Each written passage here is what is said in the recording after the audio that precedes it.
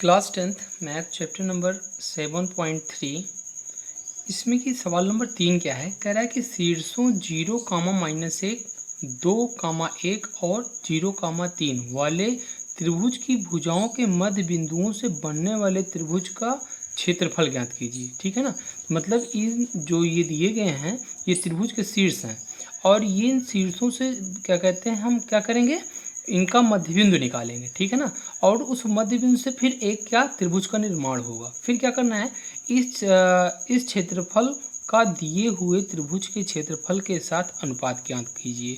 तो मतलब जो बीच वाला मध्य बिंदु से क्या कहते हैं त्रिभुज बनेगा उसका क्षेत्रफल और जो पहले से बना होगा उसका क्षेत्रफलों का अनुपात हमको निकालना है। ठीक है ना। तो देखते हैं सवाल नंबर 3 क्या कह रहे हैं।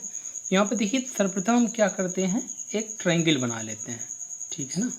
यहाँ पे मान लीजिए ये आपका क्या है, एक ट्रायंगल है। ठीक है ना। इसको हम मान लेते हैं ए, इसको मान लेते हैं बी, इसको मान लेते हैं सी। इसका निर्देशांक क्या है, 0, 1 मान लेते हैं। इसका निर्देशांक 2, 1 मान लेते हैं। इसका निर्देशांक हम क्या मान लेते हैं, 0, 3। अब देखिए अब हमको क्या करना है, ए बी का मध्य बिंदु, बी सी का मध्य बिंदु और ए सी का मध्य बिंदु निकालना है। तो देखिए ए बी का मध्य बिंदु क्या हो जाएगा, मध्य बिंदु का निर्देशांक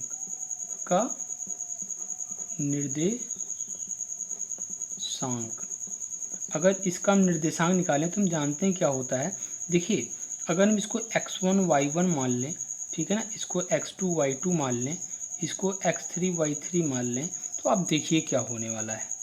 यहाँ पे ये हो गया, यहाँ पे ये हो गया, यहाँ पे ये हो गया। तो ए बी का मध्य बिंदु का निर्देशांक क्या होता है, x1 + x2 y2 y1 + y2 y2 होता है। ठीक है ना। तो देखिए यहाँ पे ध्यान से क्या होगा, अगर हम x1 की बात करें तो ये 0 है, x2 की बात करें तो ये 2 है, डिवाइडिंग बाई 2, y1 क्या है आपका -1 है और y2 आपका क्या है 1 है, डिवाइडिंग बाई 2। ठीक है ना।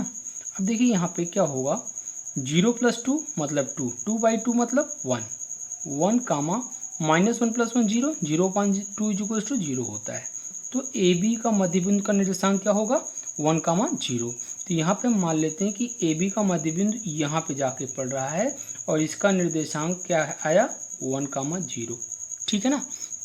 अब देखते हैं बी सी का मध्य बिंदु का निर्देशांक, बी सी का मध्य बिंदु का निर्देशांक। ठीक है ना। यहाँ पे भी वही लगेगा, क्या, x1 + x2 y2। अब देखिए यहाँ पे काम करते हैं, बी सी कह रहे हैं तो इसको x1 इसको x2 एज अ कंसीडर करें तो क्या आएगा, 2 + 0/2 आएगा और 1 + 3/2 आएगा। ठीक है ना। अब देखिए यहाँ पे क्या होने वाला है, यहाँ पे आप ध्यान से देखिए, 2 में जब 0 जोड़ेंगे 2 आएगा, 2/2 क्या होता है 1। तो यहाँ पे 1, 3 1 4, 4/2 का मतलब 2 होता है। तो बी सी का निर्देशांक क्या आ गया, 1, 2। अब देखते हैं इसी तरह हम ए सी का निकालते हैं। तो ए सी यहाँ पे देखिए 1 2 आ गया, तो इसको हम शो कर लें। यहाँ पे मान लीजिए कि ये आपका क्या है 1 2, ये आपका बी सी का मध्य बिंदु है। ठीक है ना। अब देखते हैं ए सी का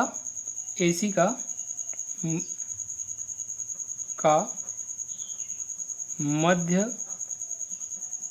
बिंदु का निर्देशांक। ठीक है। तो ए सी का मध्य बिंदु का निर्देशांक क्या हो जाएगा, देखिए x1, इसको x1 y1 इसको x2 y2 as a treat करेंगे। ठीक है ना। तो देखिए क्या होने वाला है, तो आपका आएगा 0 + 0/2 -1 और प्लस में 3/2। ठीक है ना। अब देखिए इसको करेंगे तो क्या आएगा, 0 + 0 मतलब 0/2, 0/2 क्या होता है 0, ये आपका 0 हो जाएगा। और -1 + 3 का मतलब क्या होता है 2, 2/2 का मतलब 1। ठीक है ना। तो इस बिंदु का मध्य बिंदु का निर्देशांक क्या आ जाएगा 0,1, ये आपका 0,1 हो गया। अब देखिए इन सारे बिंदुओं को अगर मिला दें तो एक त्रिभुज का निर्माण होता है, ठीक है ना। एक क्या बन गया, एक त्रिभुज बन गया, ठीक है ना। अच्छा इस त्रिभुज को भी हम कोई नाम देते हैं क्या, इस बिंदु को अगर हम P कह दें, इस बिंदु को अगर Q कह दें और इस बिंदु को अगर R कह दें, तो देखिए क्या होने वाला है। अब हमको क्षेत्रफल निकालना है, ठीक है ना।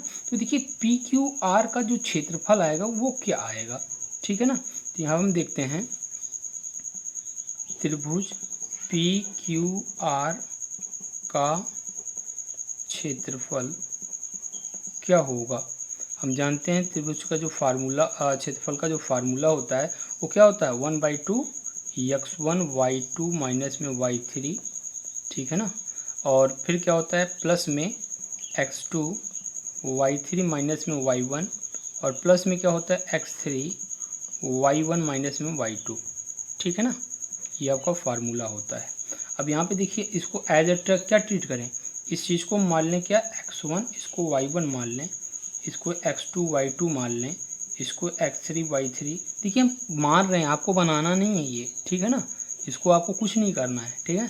तो हम केवल मानने के लिए शो कर रहे हैं बस यहाँ पे। तो यहाँ पे देखिए क्या आएगा 1/2, x1 क्या है 1 है, y2 क्या है 2 है, माइनस में y3 क्या है 1 है, प्लस में x2 क्या है 1 है, y3 क्या है 1 है और माइनस में y1 क्या है 0 है, प्लस में x3 क्या है आपका ये 0 है। अब देखिए यहाँ पे y1 क्या है 0 है, माइनस में y2 क्या है 2 है। तो देखिए इससे क्या आने वाला है, ये आपका हो जाएगा 1/2। अब यहाँ पे दो में से एक गया, एक गुणा एक बराबर एक ही होता है, प्लस में एक में से 0 जाएगा एक आएगा, एक का मल्टीप्लाई 1 और यहाँ पे देखिए 0 का मल्टीप्लाई कोई भी संख्या है तो 0 ही होगा, ठीक है ना। तो यहाँ पे क्या हो जाएगा 1/2, 1 1 2 प्लस 0 मतलब 2 ही होगा। तो यहाँ पे 2, ये दोनों cancel out is equals to 1। ये आपका क्या हो जाएगा वर्ग इकाई, वर्ग इकाई, ठीक है ना। अब देखते हैं ट्रायंगल ABC का क्षेत्रफल। तो इसका आप देखिए क्षेत्रफल क्या होगा। हमने यहाँ पे पहले से मान चुके हैं x1 y1 x2 y2 x3 y3। इसी के अकॉर्डिंग अगर इस फार्मूले पर रखा जाए तो क्या आएगा, ध्यान से देखिए 1/2 x1 क्या है आपका 0, ठीक है ना, x1 y2 आपका 1 है, माइनस में y3 आपका 3 है, प्लस में ये आपका क्या हो जाएगा आपका ये x2 क्या है, x2 आपका 2 है, y3 क्या है आपका 3 है, माइनस में y1 क्या है आपका, y1 आपका हो जाएगा -1, तो माइनस माइनस प्लस हो जाएगा ये +1, प्लस में x3 क्या है आपका 0 है और y1 क्या है, y1 आपका है -1 और y2 क्या है आपका 1, तो -1। अब यहाँ पे आप देखिए ध्यान से क्या आएगा 1/2, ये तो पूरा पार्ट 0 हो जाएगा, प्लस में देखिए 3 1 4 4 दूनी 8, ये देखिए 0 से इसका भी मल्टीप्लाई, पूरा का पूरा पार्ट 0, तो कितना आएगा 1/2, जब जोड़ेंगे कितना आएगा 8 आएगा, तो मल्टीप्लाई 8, 2 1 कम 2 2 चौक 8, मतलब ये 4 आया। तो ये क्या हो जाएगा वर्ग इकाई।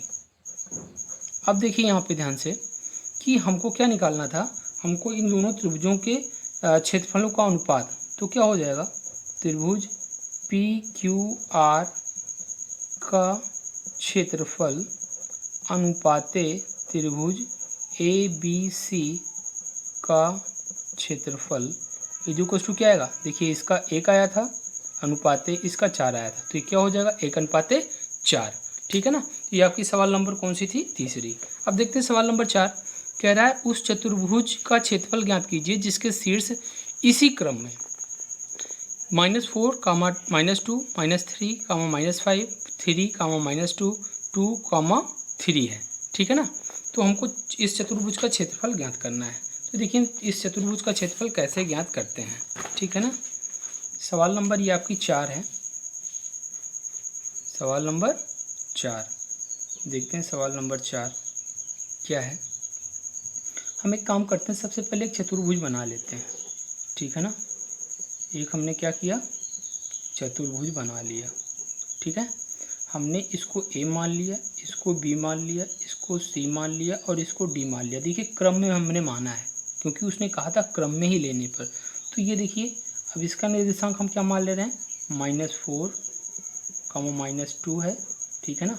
बी का निर्देशांक क्या हो जाएगा आपका -3, -5, ठीक है ना। सी का निर्देशांक 3, -2 और डी का निर्देशांक क्या हो जाएगा 2, 3। अब देखिए एक काम करते हैं, क्या चतुर्भुज का क्षेत्रफल निकालने का हमारे पास कोई फार्मूला नहीं है, लेकिन हमको त्रिभुज का निकालने का फार्मूला पता है। तो एक काम करते हैं, क्या यहाँ पे एक विकर्ण खींच देते हैं हम, चाहे AC विकर्ण खींचें चाहे BD विकर्ण खींचें, दोनों विकर्णों से एक त्रिभुज बनेगा, लेकिन हमको एक ही खींचना है, ठीक है ना। जब हम खींचेंगे तो 2 त्रिभुज बन जाएगा। अब दोनों त्रिभुज का अलग अलग क्षेत्रफल निकाल के अगर जोड़ देंगे तो हमारा क्या हो जाएगा, चतुर्भुज का क्षेत्रफल आ जाएगा, ठीक है ना। तो देखिए यहाँ पे क्या हुआ, चतुर्भुज ABCD का क्षेत्रफल बराबर हम क्या कह सकते हैं, हम ये कह सकते हैं कि त्रिभुज ABC का क्षेत्रफल और प्लस में त्रिभुज ACD का क्षेत्रफल, ठीक है ना। ये तो हम कह ही सकते हैं ना। अब आप यहाँ पे ध्यान से देखिए, इसका जो क्षेत्रफल आएगा वो क्या होगा, यहाँ पे देखिए। अब देखिए त्रिभुज ABC का क्षेत्रफल, इसका क्षेत्रफल हमको निकालने के लिए काम करते हैं, हम इसको मान लेते हैं क्या x1 y1, इसको x2 y2 और इसको x3 y3 मान लेते हैं, ठीक है ना। अब देखिए यहाँ पे क्या हो जाएगा, फार्मूला 1/2 क्या होता है, x1 y2 माइनस में y3 प्लस में x2 y3 माइनस में y1 प्लस में x3 y1 माइनस y2। देखिए बार बार फार्मूले लिखने से ना, प्रत्येक सवालों में फार्मूला लिखेंगे तो आपको फार्मूला याद हो जाएगा, ठीक है ना। तो देखिए यहाँ पे क्या आएगा, अगर सारी की वैल्यू पुट करें तो कितना आएगा, 1/2, x1 क्या है -4, y2 क्या है आपका, y2 आपका -5 है, ठीक है ना। और y3 क्या है आपका, y3 आपका -2 है। तो ये वाला माइनस और ये वाला माइनस क्या हो जाएगा, प्लस, तो +2 हो जाएगा। प्लस में x2 क्या है, x2 आपका -3 है, तो यहाँ पे काम करते हैं माइनस ही इसको ले लेते हैं, ठीक है ना, -3 और ये आपका क्या हो जाएगा y3 आपका क्या है -2, y1 आपका क्या है, y1 आपका -2 है। तो एक काम करते हैं, क्या यहाँ पे हम प्लस लिख लेते हैं, ठीक है ना। प्लस में x3 आपका क्या है, x3 आपका 3 है, y1 आपका क्या है, y1 आपका -2 है और माइनस में y2 क्या है, y2 आपका -5 है, तो इसको हम प्लस में लिख लेते हैं, ठीक है ना। अब देखिए इसको हम सॉल्व करें तो क्या आने वाला है। अच्छा यहाँ पे एक काम और करते हैं, क्या कि इसको हम समीकरण 1 मान लेते हैं और इसको लिख लेते हैं क्या, त्रिभुज ABC का क्षेत्रफल। और दोनों पहले इस त्रिभुज का क्षेत्रफल निकालें, फिर इस त्रिभुज का क्षेत्रफल निकाल लें, उसके बाद दोनों को जोड़ लेंगे, ठीक है ना। तो देखिए यहाँ पे क्या होगा, अब देखिए यहाँ पे ये आएगा 1/2, यहाँ पे देखिए -5 + 2 कितना होता है, -3, -3 से जब -4 में मल्टीपल होगा तो 4 3 12 हो जाएगा, माइनस माइनस प्लस। और माइनस में देखिए -2 + 2 कितना आएगा, 0, 0 का मल्टीपल 3 से मतलब 0। और प्लस में आपका देखिए -2 और +5 मतलब 3, 3 का 3 से मल्टीप्लाई 9, तो कितना हो जाएगा ये आपका, इम्प्लाइज दैट 1/2 12 में कितना होता है, 21 होता है। तो यहाँ पे ये आपका क्या हो जाएगा, मल्टीप्लाई में 21, तो इसको क्या लिख सकते हैं, 21/2 वर्ग इकाई, ठीक है ना। अब एक काम करते हैं, क्या इसको हम समीकरण छोड़िए, ठीक है ना, ये जो आपका आंसर आया है अब इसको हम बाद में जोड़ देंगे, ठीक है ना। तो त्रिभुज ACD का क्षेत्रफल, यहाँ पे भी वही फार्मूला यूज होगा, ठीक है ना।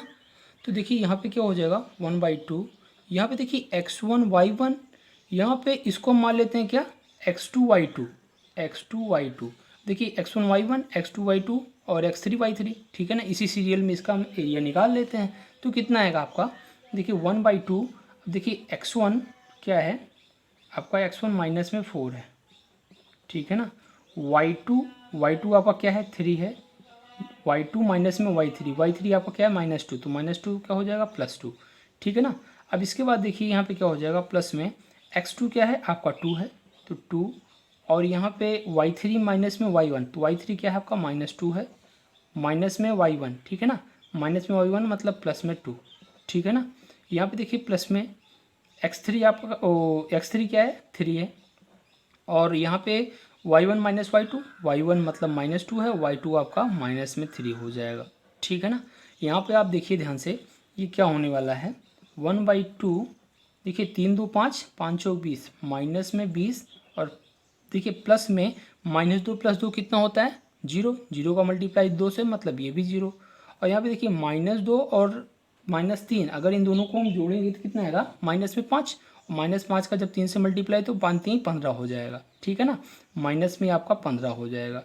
अब यहाँ पे देखिए कितना बनेगा 1/2, 20 और 15 होता है आपका 20 10 30 5 35, मतलब माइनस में 35 मल्टीप्लाई माइनस में 35, तो ये क्या हो जाएगा -35/2। बट यहाँ पे आप देखिए हम क्या निकाल रहे हैं एरिया, त्रिभुज का क्षेत्रफल निकाल रहे हैं, और क्षेत्रफल कभी भी निगेटिव में नहीं होता है, ठीक है ना। तो इसको हम क्या लिखेंगे इम्प्लाइज दैट 35/2 वर्ग इकाई, ठीक है ना।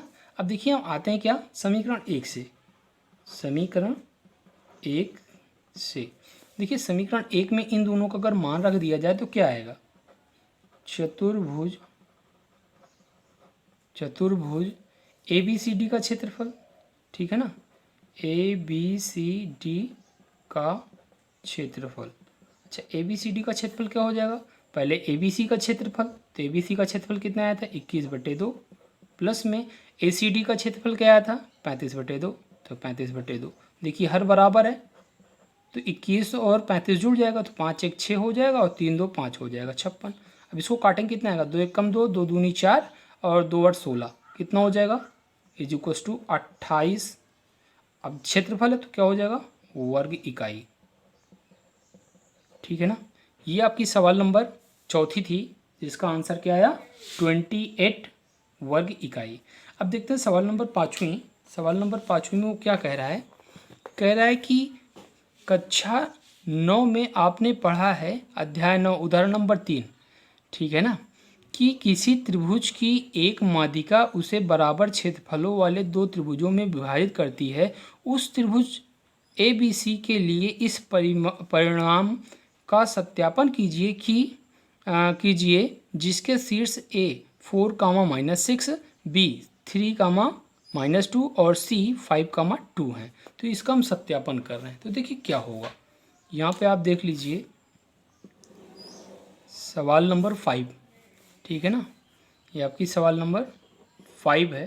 तो एक काम करते हैं क्या, एक ट्रायंगल बना लेते हैं, ठीक है ना।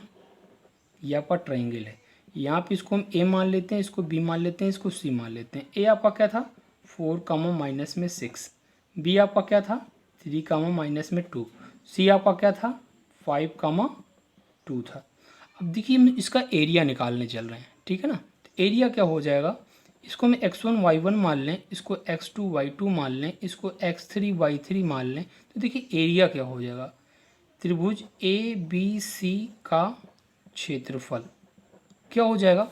यहाँ पे देखिए आपका क्षेत्रफल का फार्मूला क्या होता है 1/2 x1 y2 माइनस में y3 प्लस में x2 y3 माइनस में y1 प्लस में x3 और क्या होता है यहाँ पे लिख लेते हैं, ठीक है ना, प्लस में x3 y1 माइनस में y2, ठीक है ना। अगर हम इस पे रखें तो क्या आएगा 1/2 x1 आपका क्या है 4 है, ठीक है ना, y2 आपका क्या है y2 आपका -2 है तो -2, y3 आपका क्या है 2 है तो -2, प्लस में x2 आपका क्या है 3 है तो 3, y3 आपका क्या है 2, और y1 आपका क्या है y1 आपका -6 है तो ये क्या हो जाएगा +6, ठीक है ना। x3 आपका क्या है 5 है, y1 आपका क्या है y1 आपका -6 है, और y2 आपका क्या है -2 है तो +2 हो जाएगा, ठीक है ना। अब यहाँ पे देखिए 1/2 -2 कितना होता है -4, -4 का जब 4 से मल्टीप्लाई करेंगे कितना आएगा 4 चौक 16 माइनस में 16 हो जाएगा, प्लस में 6 2 8 8 3 24, यहाँ पे 24 हो जाएगा, और यहाँ पे देखिए -6 और +2 की करेंगे कितना आएगा ये आपका हो जाएगा 4, माइनस में 4 और 5 का मल्टीपल करेंगे तो 5 चौक 20 माइनस में 20 हो जाएगा। अब देखिए इसको सॉल्व करते हैं तो कितना आएगा 1/2। अब यहाँ पे देखिए ये 16 और 20 कितना होता है, 20 10 30 6 36, 36 माइनस में 36 और प्लस में 24 कितना हो जाएगा, माइनस में 12। तो ये आपका माइनस में 12 बचेगा। अब देखिए 2 कम 2 छंग 12, तो यहाँ पे कितना आएगा, माइनस में 6। बट ये क्या है, त्रिभुज ABC का क्षेत्रफल है। जब क्षेत्रफल है तो ये आपका क्या हो जाएगा, माइनस में नहीं होगा। तो इसको हम क्या लिखेंगे, इसको हम लिखेंगे 6, ओनली 6 पॉजिटिव में, वर्ग इकाई। अच्छा, यहाँ पे एक पॉइंट और उसने दिया था, क्या उसने ये कहा था कि किसी त्रिभुज की एक माध्यिका उसे बराबर क्षेत्रफलों वाले दो त्रिभुजों में विभाजित करती है। तो यहाँ पे देखिए, अगर हम कोई एक ट्रायंगल लें, ठीक है ना, कोई भी एक ट्रायंगल लें, जैसे हमने मान लिया कि ये कोई एक क्या है, त्रिभुज है ABC, ठीक है ना।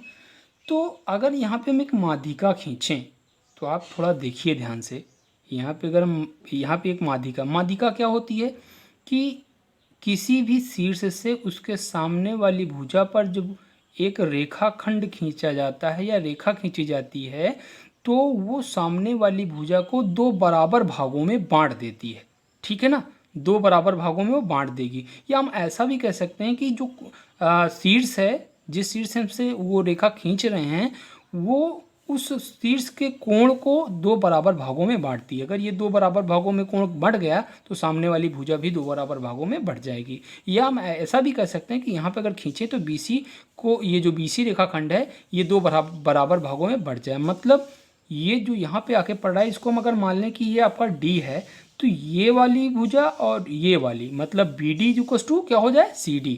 तो यहाँ पे देखिए, ये आपका क्या हो जाएगा, BD is equals to CD हो जाएगा, ठीक है ना, क्योंकि ये माध्यिका है, AD क्या है, माध्यिका है, ठीक है ना।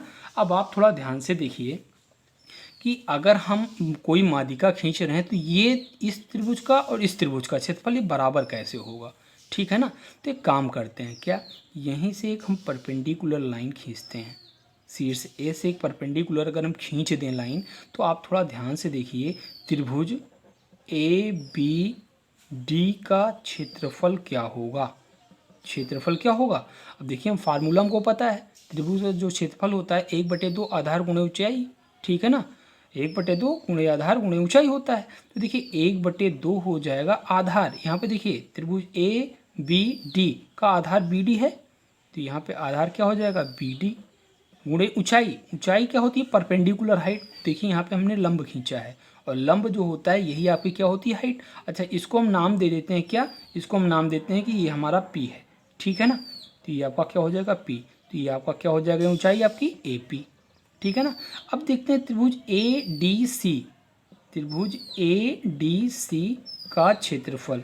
देखिए इस त्रिभुज का क्षेत्रफल क्या हो जाएगा, 1/2 आधार, आधार देखिए DC है, या हम CD भी कह सकते हैं, तो CD, ठीक है ना, आधार हो गया। ऊंचाई, इस त्रिभुज की ऊंचाई क्या है भाई, इस त्रिभुज की ऊंचाई, ये रेखा, यही BC पूरी रेखा थी ना, जब ये पूरी BC रेखा थी तो जो DC है वही आपकी BC है, और शीर्ष आपका क्या है, A ही है इस त्रिभुज का, तो वहीं से तो परपेंडिकुलर खींचा गया है। तो मतलब यही AP जो है इस ADC त्रिभुज की ऊंचाई ही है, तो ये क्या हो जाएगा आपका, AP हो जाएगा।